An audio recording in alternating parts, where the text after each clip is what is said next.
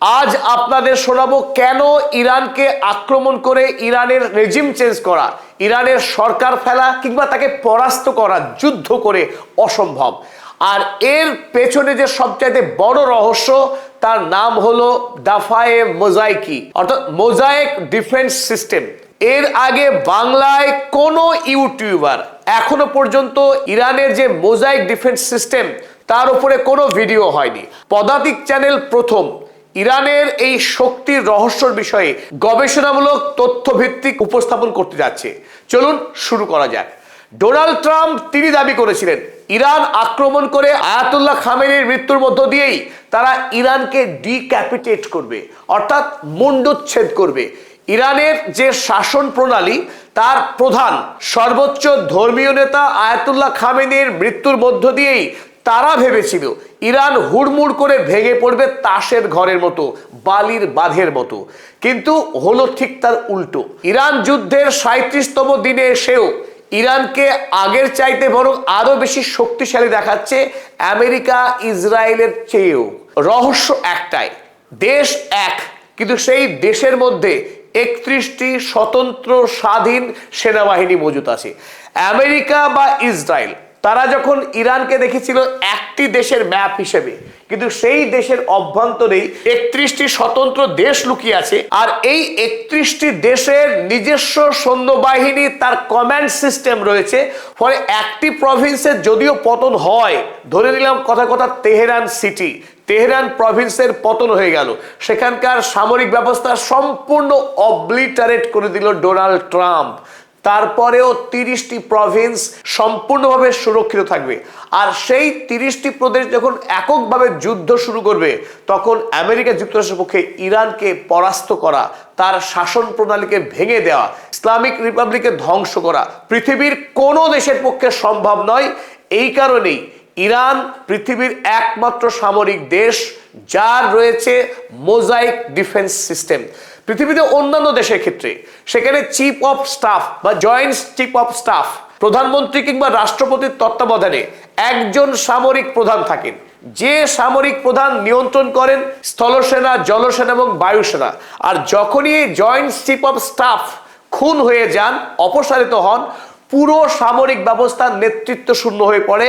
আর নেতৃত্ব না থাকার ফলে সেই দেশকে খুব সহজেই দখল করে নেওয়া যায়, সেই দেশের পতন ঘটে। কিন্তু ইরান এই ব্যবস্থাকে কবেই বিদায় দিয়েছে, তারা এক নতুন অভিনব পৃথিবীতে নির্বিকল্প এই ব্যবস্থা তারা গ্রহণ করেছে। ফলে ইরান পৃথিবীতে একমাত্র দেশ যাকে সামরিকভাবে যুদ্ধ করে পরাস্ত করা এক কথায় অসম্ভব। চলুন এবার আমরা বুঝে নেওয়ার চেষ্টা করি এই রহস্যময় মোজাইক সিস্টেমটা আসলে কি, আর কিভাবেই বা এই মোজাইক সিস্টেম কাজ করে। সকলকে স্বাগত জানাচ্ছি, আমি অধ্যাপক আব্দুল হালিম। চলুন শুরু করা যাক। 28 তারিখ আমেরিকা এবং ইসরায়েলের যৌথ বাহিনী যখন তেহরান আক্রমণ করলো, সেই প্রথম দিনই শহীদ হয়েছিলেন ইরানের সর্বোচ্চ ধর্মীয় নেতা আয়াতুল্লাহ আলী খামেনেই, এবং তার সাথে দেশের আরো গুরুত্বপূর্ণ প্রায় 30 জন নেতৃত্বের মৃত্যু হয়েছিল।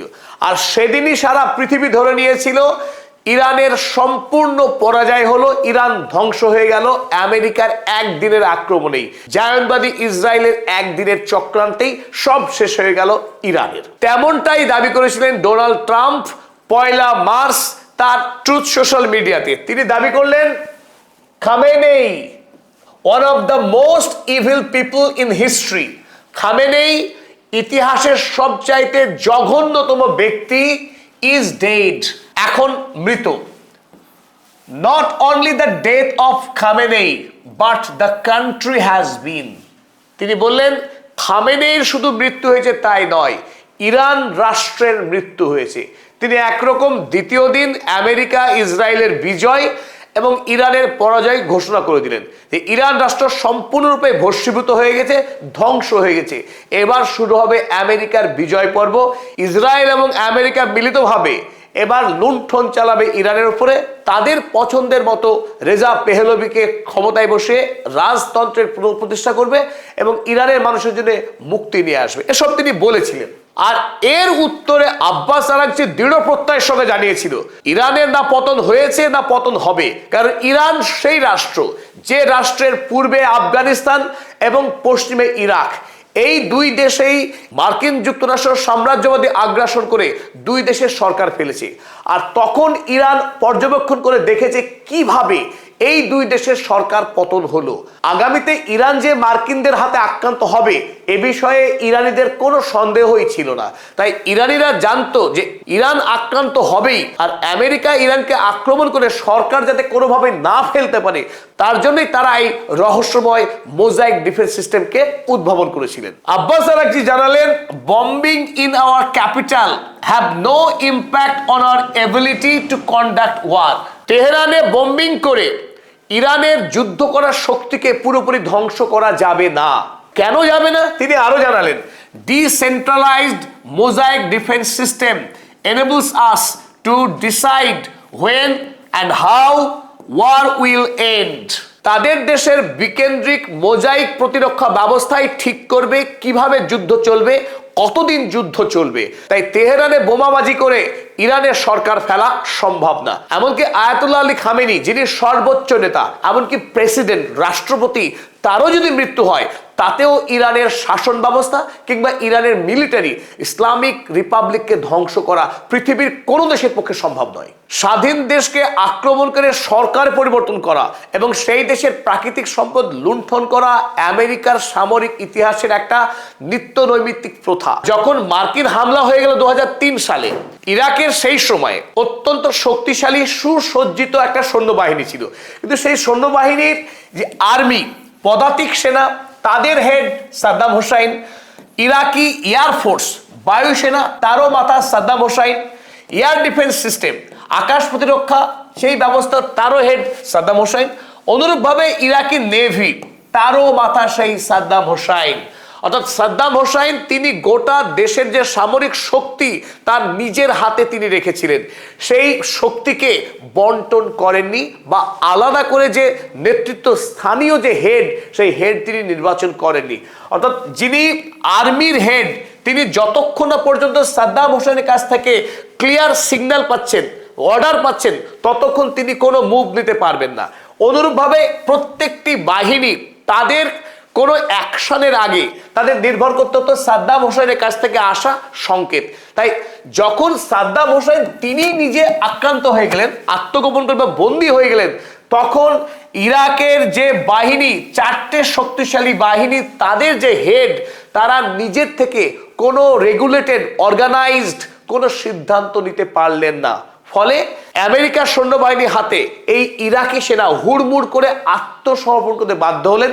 তারা কোনো স্ট্র্যাটেজি ফলো করতে পারলেন না, যে স্ট্র্যাটেজিতে মার্কিনদের বিরুদ্ধে একটা অর্গানাইজ স্ট্রাকচার যুদ্ধ করা যায়। ফলে ইরাক তার সামরিক শক্তি থাকা সত্ত্বেও, যদিও তা আমেরিকার সমকক্ষ নয়, কিন্তু অত সহজেও ইরাকি বাহিনী পরাজয়ের কোনো কারণ ছিল না। ফলে ইরাক সরকারের পতন হয়ে গেল। আর এই সময়ে ইরানের মধ্যেও ঠিক একই সামরিক কাঠামো বিরাজ করছিল। IRGC, Islamic revolutionary guard corps, তারাই ছিল ইরানের সর্বোচ্চ সামরিক শক্তি, তারা সর্বোচ্চ নেতার নেতৃত্বে কাজ করত। ফলে দেশের মধ্যে যে সামরিক শক্তির বন্টন তা কিন্তু ছিল না। তাই ইরাক যখন হুড়মুড় করে পতন ঘটল, একই ভবিষ্যৎ যে ইরানের জন্য অপেক্ষা করছে এটা বুঝতে দেরি হয়নি আয়াতুল্লাহ আলী খামেনেয়ির। সুতরাং তিনি যেহেতু বিচক্ষণ একজন নেতা, সেই বিচক্ষণ নেতা তড়িঘড়ি আইআরজিসিকে নিয়ে তিনি একটি গুরুত্বপূর্ণ বোর্ড তৈরি করলেন এবং বোর্ডকে দায়িত্ব দিলেন এই দুর্বলতাকে কাটিয়ে একটা শক্তিশালী বিকল্প তৈরি করবার জন্য। আর ইরানের সামরিক শক্তির ট্রানজিশনে, ট্রান্সফরমেশনে যারা সবচাইতে বেশি গুরুত্বপূর্ণ ভূমিকা পালন করেছিলেন, তাদের মধ্যে দুজন অন্যতম ব্যক্তি। একজন হলেন হাসান আব্বাসি, যিনি আইআরজিসির অফিসার ছিলেন। অপরদিকে মোহাম্মদ আলী জাফারি, তিনিও আইআরজিসির কমান্ডার ছিলেন। আইআরজিসির এই দুজন পূর্বতন কমান্ডার যারা পুরো মোজাইক ডিফেন্স সিস্টেমকেই থিওরাইজেশন করলেন, তাদের মাথা থেকে বেরিয়ে এসেছিল এই অনন্য সামরিক ভাবনা। আর এই অনন্য ব্যবস্থার কারণেই আমেরিকা যুক্তরাষ্ট্র এবং এই জায়নবাদী ইসরায়েল তাদের শত চেষ্টা সত্ত্বেও, $ট্রিলিয়ন খরচ করবার পরেও ইরানের এতটুকু পর্যন্ত ক্ষতি তারা করতে পারেনি। চলুন এবার আমরা দেখে নিই এই দাফায়ে মোজাইক সিস্টেম কি এবং কিভাবে তা কাজ করে। এই মোজাইক ব্যবস্থায় সমগ্র ইরানকে 31টি প্রভিন্সে ভাগ করা হয়েছে। এই প্রত্যেকটি প্রভিন্সের আবার একজন সামরিক নায়ক আছেন, একজন কমান্ডার ইন চিফ আছেন। যে কমান্ডার ইন চিফ তিনি তার প্রভিন্সের বিষয়ে সম্পূর্ণ স্বায়ত্তশাসন ভোগ করেন। যদি কোনো বৈদেশিক আক্রমণে, এই ক্ষেত্রে মার্কিন আগ্রাসনে যদি কেন্দ্রীয় নেতৃত্বের মৃত্যুও হয়, আইআরজিসির হেড যদি শাহাদাত বরণ করেন, এমনকি দেশের বর্তমান সর্বোচ্চ নেতা মোস্তফা খামেনিও যদি শাহাদাত বরণ করেন, তারপরেও ইরানের সামরিক ব্যবস্থা এতটুকু আঘাতপ্রাপ্ত হবে না, কারণ ইনস্ট্যান্ট। কারণ সেই সময় যতদিন না পর্যন্ত পরবর্তী সর্বোচ্চ নেতা নির্বাচিত হচ্ছেন, ততদিনও যুদ্ধ চলবে। কারণ মোস্তফা খামেনি তিনিও একটা নির্দেশ দিয়েই রাখেন, যখন যিনি শাসনভার গ্রহণ করবেন তিনি তৎক্ষণাৎ তার পরবর্তী নেতা কারা হবে সেটাও যেমন ঠিক করা থাকে, তেমনি প্রতিটা অঙ্গরাজ্য বিপদের সময়ে কিভাবে যুদ্ধ পরিচালনা করবে তার একটা সুনির্দিষ্ট পথনির্দেশিকা তিনি দিয়েই রাখেন। ফলে কেন্দ্রীয় নেতার মৃত্যু হওয়ার সঙ্গে সঙ্গেই যে সমস্ত অঙ্গরাজ্য নিষ্ক্রিয় হয়ে যাবে, তারা দিশাহীন হয়ে পড়বে, যুদ্ধ চালাতে পারবে না, এটা কোনোভাবেই সম্ভব না। কারণ আগে থেকেই তিনি কমপ্লিট গাইডলাইন, যুদ্ধের পথনির্দেশিকা দিয়েই রাখেন। তাই সর্বোচ্চ নেতা বা সর্বোচ্চ কমান্ডার যিনি, তার মৃত্যুর আগে যখন যুদ্ধ চলছিল ওয়ান ওয়েতে, একটি সেন্ট্রাল নির্দেশে যুদ্ধ চলছিল, তার যদি মৃত্যু হয় মুহূর্তের মধ্যে 31 দিক থেকে যুদ্ধ শুরু হবে। একটা দেশ মুহূর্তেই 31টা দেশে পরিণত হবে, তার শক্তি বরং আরো বৃদ্ধি পাবে, কমবার কোনো সম্ভাবনাই নাই। আর সেই ঘটনায় কিন্তু আমরা দেখেছিলাম 28শে ফেব্রুয়ারি সকাল 9টা ইরানি সময়ে যখন আয়াতুল্লাহ খামেনির মৃত্যু হলো, তারপরেই শুরু হয়েছিল এক উন্মাদ তাণ্ডব। কালবৈশাখী ঝড়ের থেকেও মারাত্মকভাবে ইরান থেকে গোটা মধ্যপ্রাচ্য, ইসরায়েল শয়ে শয়ে মিসাইল এবং ড্রোন হামলা শুরু হয়েছিল। গোটা মধ্যপ্রাচ্যে যে ভয়ঙ্কর তাণ্ডব এবং ধ্বংসলীলা শুরু করেছিল আইআরজিসির এই 31টা প্রভিন্স, সেখান থেকেই প্রমাণ হয় যে ইরান কত ভয়ঙ্কর শক্তিশালী একটি সামরিক দেশ। চলুন এবার মোজাইক ব্যবস্থার আমরা 7টি গুরুত্বপূর্ণ দিক নির্বাচন করেছি আমাদের গবেষণায়, সেগুলো এবার দেখে নিই এক এক করে। 1 নম্বর গুরুত্বপূর্ণ বৈশিষ্ট্য, প্রতিটি প্রভিন্সে রয়েছে independent underground headquarter. Underground headquarter কেন? আমরা আগেই বলেছি যে ইরানের মাটির ওপরে যে সামরিক স্থাপনা রয়েছে, ঠিক অনুরূপ স্থাপনা রয়েছে মাটির গভীরে। সমতল থেকে প্রায় 300-400 এমনকি 500 মিটার তলে এক সুসজ্জিত বিরাট শহর রয়েছে, যে শহরে রয়েছে সমস্ত সামরিক অস্ত্র এবং সামরিক পরিকাঠামো। কারণ ইরান খুব ভালো করেই জানে পৃথিবীর মধ্যে সবচাইতে শক্তিশালী ডিফেন্স সিস্টেম আমেরিকার, এবং আমেরিকার যে ফাইটার জেট এবং তাদের বিমানে যে বিপুল পরিমাণ বোমা এনে আকাশ থেকে সেই বোমা ফেলে একটি দেশকে অনায়াসে ধ্বংস করে দিতে পারে। আর এই ধ্বংসের হাত থেকে ইরানকে বাঁচিয়ে রাখার জন্য আয়াতুল্লাহ আলী খামেনি সুদূর প্রসারী সিদ্ধান্ত গ্রহণ করেছিলেন যে মাটির ওপরে যেমন কাঠামো থাকবে, মাটির তলাতেও অনুরূপ এবং তার থেকে শক্তিশালী সামরিক কাঠামো তৈরি করতে হবে যদি ইরানকে বাঁচিয়ে রাখতে হয়। সুতরাং ইরানের 31টি প্রভিন্সের প্রতিটি প্রভিন্সেই রয়েছে ইন্ডিপেন্ডেন্ট আন্ডারগ্রাউন্ড হেডকোয়ার্টার। আর এইরকম হেডকোয়ার্টার রয়েছে প্রতিটি প্রভিন্সে। ফলে একটি প্রভিন্সের এই হেডকোয়ার্টার যদি ফল হয়ে যায়, ধ্বংস হয়ে যায়, 30টি প্রভিন্স তখনও অক্ষত থাকবে, তার সামরিক অস্ত্র এবং শক্তি সম্পূর্ণরূপে অটুট থাকবে। ওন ইন্টেলিজেন্স অ্যাপারেটাস, একইভাবে রয়েছে প্রতিটি রাজ্যের স্বতন্ত্র ইন্টেলিজেন্স সিস্টেম, রয়েছে dedicated missile সিটিজ and tunnels. Iran সেই দেশ যে দেশে মাটির তলায় রয়েছে মিসাইল সিটি। কত সিটি রয়েছে? এখনো পর্যন্ত যেটুকু জানা যায় এই মিসাইল সিটির সংখ্যা 1000। 31টি প্রভিন্সের মধ্যে বিভক্ত রয়েছে এই মিসাইল সিটিগুলো। ফলে এক একটা প্রভিন্সে 30 বা 30-এর অধিক করে রয়েছে মিসাইল সিটি। তাই ইরানের যে সামরিক শক্তি তাকে আন্দাজ করা অত্যন্ত দুরূহ। ফলে সিআইএ, মোসাদ তারা সম্পূর্ণ ব্যর্থ হয়েছে এই মোজাইক সিস্টেমের শক্তিকে আন্দাজ করতে।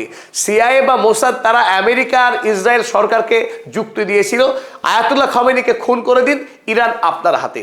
তারা মোজাইক সিস্টেম সম্পর্কে সম্পূর্ণ অজ্ঞ ছিল যে মাটির গভীরে 1000 মিসাইল সিটি রয়েছে এবং যে সিটিগুলো কোনো সেন্ট্রাল কমান্ড নয়, এক একটা প্রভিন্সের নেতৃত্বে 30টি করে মিসাইল সিটি, সেই সিটি কিন্তু তারা স্বাধীনভাবে কাজ করতে পারবে। চতুর্থত, dedicated stockpiles of munitions, drones and strategic reserves.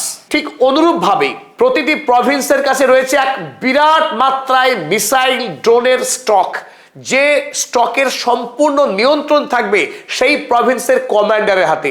তিনি কত মিসাইল খরচ করবেন, কিভাবে খরচ করবেন, কোন টার্গেটকে তিনি অ্যাটাক করবেন, তার সম্পূর্ণ স্বাধীনতা রয়েছে এবং সেই অটোনমাস বডি তারাই যুদ্ধ চালিয়ে যাবে সম্পূর্ণ স্বাধীনভাবে।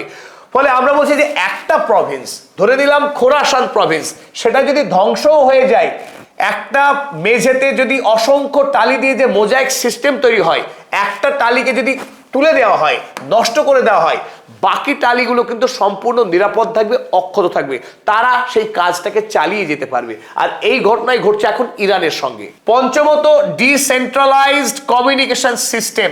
প্রতিটা প্রভিন্সকে তাদের নিজস্ব কমিউনিকেশন সিস্টেম সেট আপ করা হয়েছে।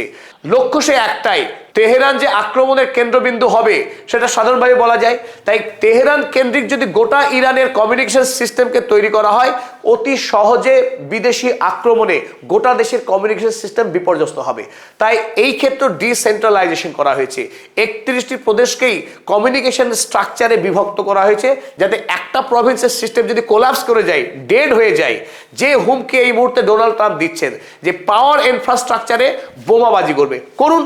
কারণ ইরানে এই মুহূর্তে 400রও অধিক পাওয়ার স্টেশন রয়েছে, গোটা দেশকে স্বতন্ত্র লাইনে বিভক্ত করা হয়েছে। তাই একটা কোনো এলাকাতে যদি আক্রমণও হয়ে যায়, তাতেও গোটা ইরানের বিদ্যুৎ সংযোগ বিনষ্ট করা অসম্ভব। ঠিক একইভাবে কমিউনিকেশন সিস্টেমও ডিসেন্ট্রালাইজড রয়েছে। ইরানের অন্যতম গুরুত্বপূর্ণ হচ্ছে এই বাশিজ ইউনিট। যখন ডোনাল্ড ট্রাম্প হুমকি দিচ্ছেন ইরানে স্থল অভিযান করবেন, স্থল অভিযান করে ইরানের হাতে থাকা 400 কেজি যে এনরিচড ইউরেনিয়াম, সেই ইউরেনিয়ামকে লুট করবেন ডোনাল্ড ট্রাম্প। আর এই ক্ষেত্রে বড় চ্যালেঞ্জ হতে পারে বাশিজ ইউনিট। বাশিজ ইউনিট কি? এই ইরানের 31টি প্রভিন্সের সেপারেট যে সৈন্যবাহিনী রয়েছে, সেই সৈন্যবাহিনী নিয়োগ করা হয় সেই প্রভিন্স থেকেই। সেই প্রভিন্সের জন্ম হওয়া, বেড়ে ওঠা যারা শক্তিশালী যুবক, তাদেরকে নিয়োগ দেওয়া হয় বাশিজ ইউনিটে। ফলে সেই প্রভিন্স সেই সৈন্যবাহিনীর কাছে তালুর মতো পরিচিত। সেই প্রভিন্সের যুদ্ধ স্ট্র্যাটেজি কি হবে, কিভাবে শত্রুকে আক্রমণ করতে হবে, কোন অবস্থান নিতে হবে, সেই বিষয়ে সেই এলাকার সৈন্যবাহিনী সবচাইতে শক্তিশালী। ফলে ইরান কিন্তু এক প্রান্তের পদাতিক সেনাকে অন্য প্রান্তে নিয়োগ করে না, যে প্রান্তে গিয়ে তারা শক্তির সঙ্গে লড়াই করতে পারবে না। ফলে এটাও ইরানের জন্য একটা অনন্য একটা স্টাইল, এই বাশিজ ইউনিট। কারণ আমেরিকার সৈন্যবাহিনী যখন ইরানে কোনো একটি নির্দিষ্ট এলাকায় তারা অ্যাকশন করবে, সেই জায়গার ভূপ্রকৃতি বা লোকেশন, শক্তি বা দুর্বলতা তারা জানবে না। কিন্তু বাশিজ বাহিনীর কাছে সেটাই অ্যাডভান্টেজ হবে, সেটাই পাওয়ার হবে। হোম গ্রাউন্ডে খেলার তো একটা বাড়তি সুবিধা রয়েছে, সেই সুবিধা ভোগ করবে বাশিজ ইউনিট। তাই এ কথা খুব হলফ করে বলা যায়, এখনো পর্যন্ত আমেরিকার যতটুকু মার খেয়েছে যুদ্ধে, যদি স্থল অভিযান করে তাহলে ডোনাল্ড ট্রাম্পের পিঠের চামড়া থাকবে না। আমেরিকার কয়েক হাজার সৈন্যবাহিনী যারা আসবে পা দেবে ইরানের মাটিতে, তারা আসবে ভার্টিক্যালি আর যাবে হরাইজন্টালি, অর্থাৎ জীবিত অবস্থায় আসবে আর কফিন বন্দি হয়ে বাড়ি ফিরবে। ইরানে গ্রাউন্ড ইনভেশন যদি ডোনাল্ড ট্রাম্প করে, আমেরিকার ইতিহাসে সবচাইতে বড় ভুল করবে ডোনাল্ড ট্রাম্প। আর সপ্তম গুরুত্বপূর্ণ হচ্ছে ডেডিকেটেড নেভি, যে হরমুজ প্রণালীকে কেন্দ্র করে এই পার্সিয়ান গালফকে ঘিরে ইরানের যতগুলো প্রভিন্স রয়েছে, এই প্রত্যেকটি প্রভিন্সের স্বতন্ত্র নেভি রয়েছে। এই নেভির একজন হেড রয়েছেন, যে হেড কাজ করবে সেই প্রভিন্সের যিনি কমান্ডার, সেই কমান্ডারের নেতৃত্বে কাজ করবে। ঠিক অনুরূপভাবে পাশের যে প্রভিন্স রয়েছে, সেই প্রভিন্সেও অনুরূপ একটি নেভি সিস্টেম রয়েছে। তাই গোটা ইরানের সমগ্র নেভির যে একজন হেড হবেন তেমন কিন্তু মোটেই নয়। ঠিক IRGC নেভি হেড রয়েছে, আবার প্রতিটি প্রভিন্সেরও স্বতন্ত্র এরকম হেড রয়েছে। তাই একটি কোনো প্রভিন্সকে ধ্বংস করে দিলাম, বোম মেরে গুড়িয়ে দিলাম, তার মানে গোটা ইরানের সমস্ত শক্তি আমি জয় করে ফেললাম, এটা হবার নয়। এর নামই মোজাইক ডিফেন্স সিস্টেম। এটাই সেই রহস্য, যে কারণে ইরানের বিদেশমন্ত্রী আব্বাস আরাগচি, ইরানের রাষ্ট্রপতি মাসুদ পেজেশকিয়ানরা এত আত্মপ্রত্যয়ী। আর এই কারণেই আড়ালে থেকেও এখনো মুস্তফা খামেনি এত শক্তিশালী এবং তার দেশের বিজয় বিষয়ে তিনি প্রত্যয়ী। ইরানের বিজয় হবেই হবে, আমেরিকার পরাজয় হবেই হবে, একথা লিখে দেওয়া যায়। আর তার নেপথ্যে রইল মোজাইক ডিফেন্স সিস্টেম। আমাদের নিবেদন যদি ভালো লাগে অবশ্যই কমেন্ট করে জানাবেন। সকলকে ধন্যবাদ।